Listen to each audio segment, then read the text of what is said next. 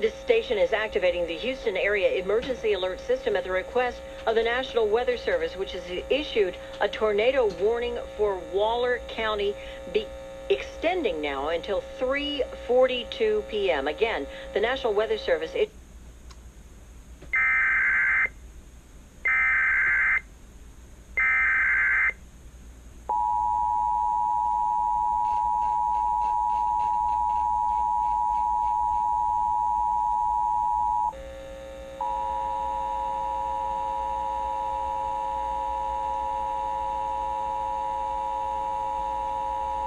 This station is activating the Houston Area Emergency Alert System at the request of the National Weather Service, which has issued a tornado warning for Waller County, extending now until 3:42 p.m. Again, the National Weather Service issuing a tornado warning for Waller, extending until 3:42 p.m. This concludes activation of the Houston Area Emergency Alert System.